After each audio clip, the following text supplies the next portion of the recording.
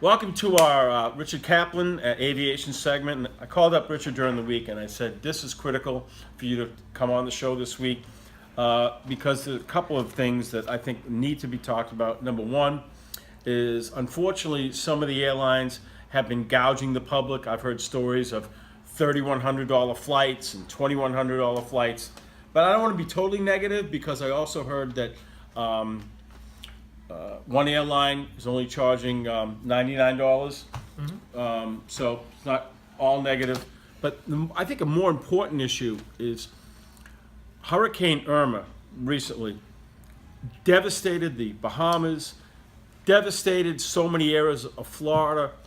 And my question for Richard is, it is vital, and in some cases life and death, especially people that need medications, that airlines, whether helicopter or planes, need to get in and get the supplies by plane to these places. Yet, because some of the airports were destroyed, how they're going to manage flying in. So, Richard, putting a lot on your plate, but it's all yours. Thank you. Thank you, Howie. And first of all, airlines are capping prices for last-minute flights out of Florida, but travelers can't count on snaring a seat before carriers cease operations ahead of the storm's arrival. Consumers took to social media this week to complain about price gouging out of Florida ahead of the Cat 5 storm, showing screenshots of examples such as $1,738 United Airlines flight from Miami to Indianapolis. This one really grinds my gears. This upsets me. $2,370 for American Airlines flight between Miami and Los Angeles. Airfare experts say the price charges aren't an attempt by the airlines to capitalize on desperate travelers, but rather an unfortunate combination of regular airline practice that penalize last-minute bookings.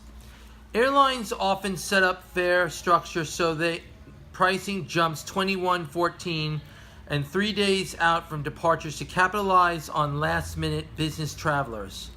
Floridians looking to get out ahead of Irma are in that window. Airlines also price seats in a variety of ticket classes like first class, coach, business class, and the least expensive are typically sold out first.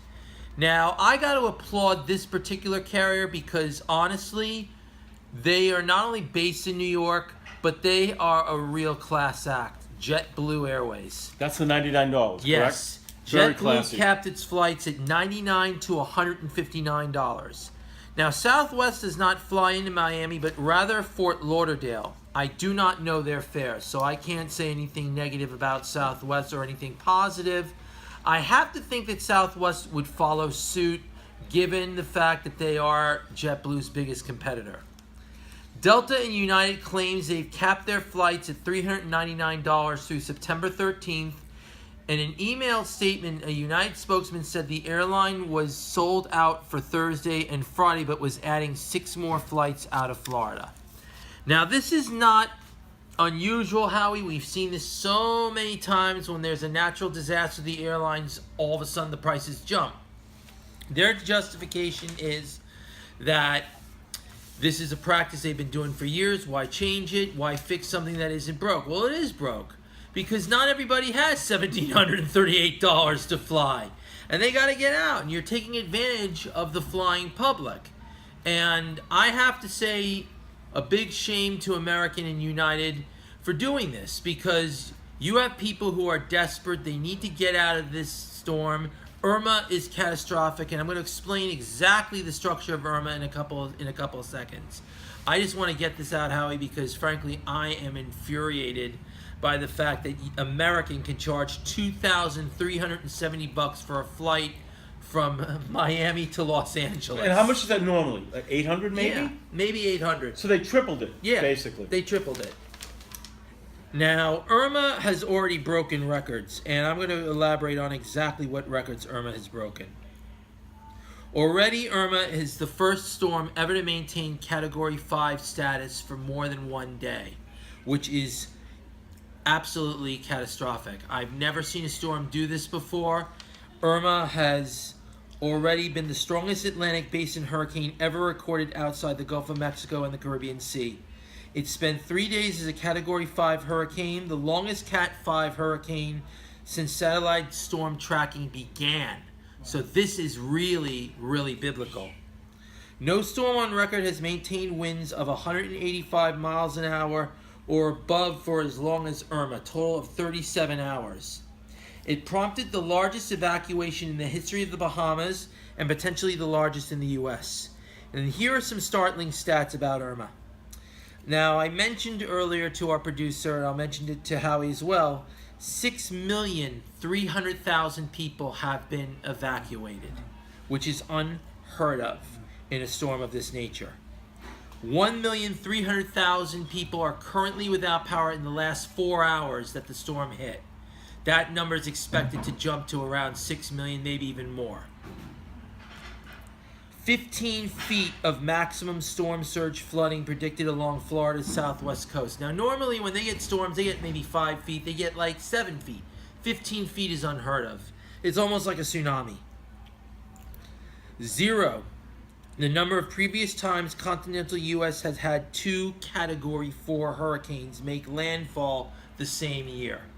This is unprecedented. The Red Cross, if I'm not mistaken, they've gotten $250 million in donations. That's not even ballpark to what they need to adequately protect and cover the people that need the aid and need the help. 70,000 square miles of Irma's tropical storm force winds. That's larger than the area of Florida, which is 65,000 square miles. And 185, which is the top strength in miles per hour of Irma's maximum sustained winds. It dropped to 135 when it hit the U.S. 95% of all buildings in Irma damaged when it hit Bermuda as a Category 5. 5,000, the estimated number of people evacuated from the Bahamas, and the largest in its history. So you get a feeling for what Irma is bringing to the table. Now, how do you get aid to states or to these Caribbean nations where the airports have been washed away or devastated? That's what this baby is all about. This is the Lockheed Martin C-130 Hercules. This is the workhorse of the Coast Guard, United States Air Force, Dutch Netherlands Air Force, and I believe the French are using a different aircraft. Now, the C-130 is unique in one sense. If my producer can home in on the rear of the aircraft, you can see that there's a door.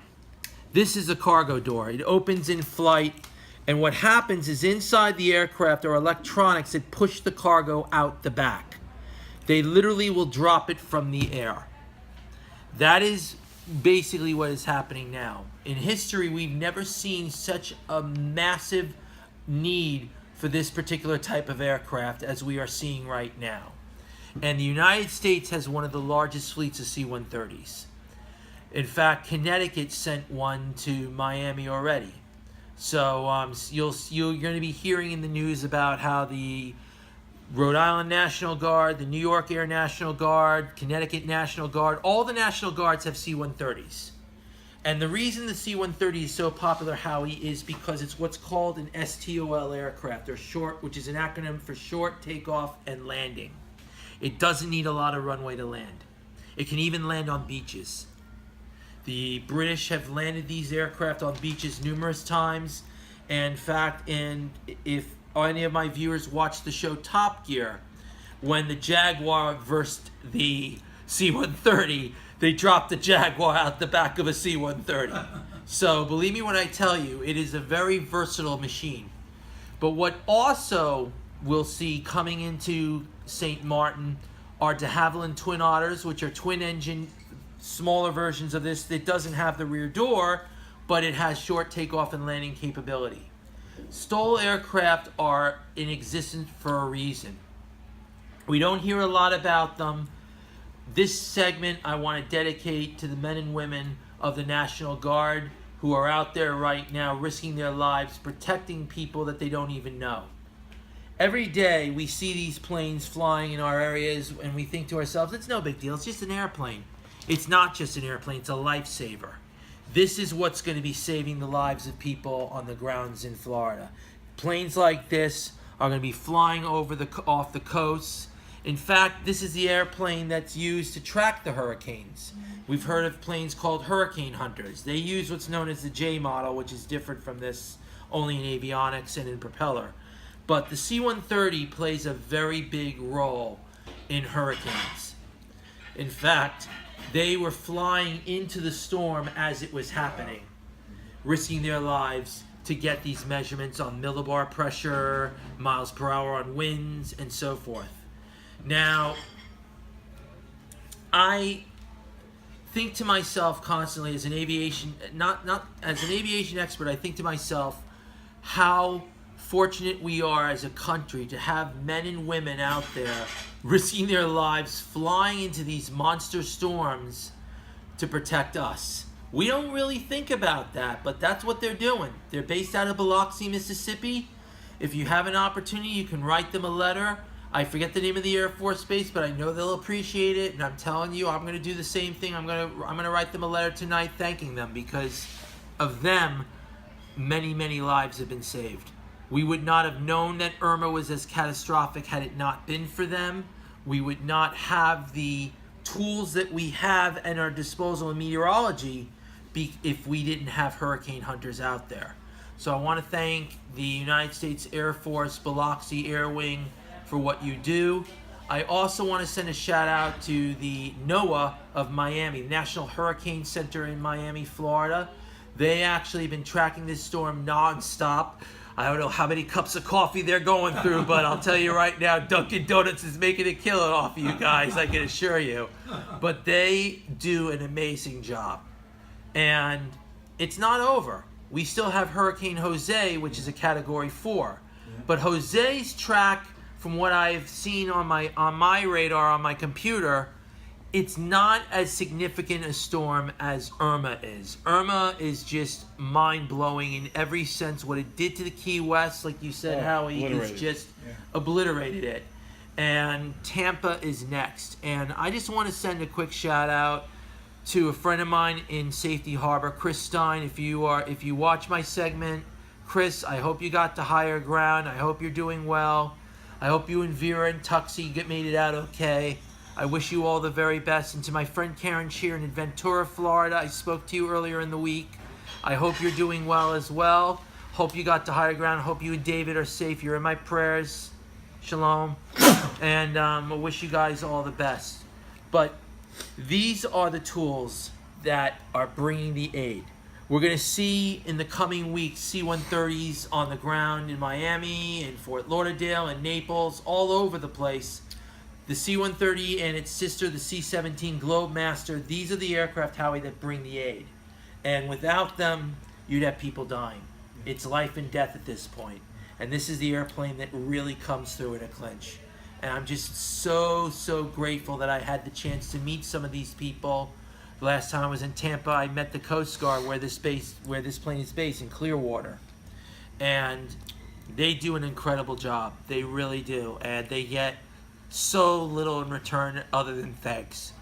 And I just want you guys to know that you're the real heroes in all this, and thank you for what you do. I'm sure I speak for everybody in this room where I can tell you God bless you for what you do. And on that note, I wish you all the very best. God bless you all, and I hope you make it through the storm okay, my friends. Great job. Thank you.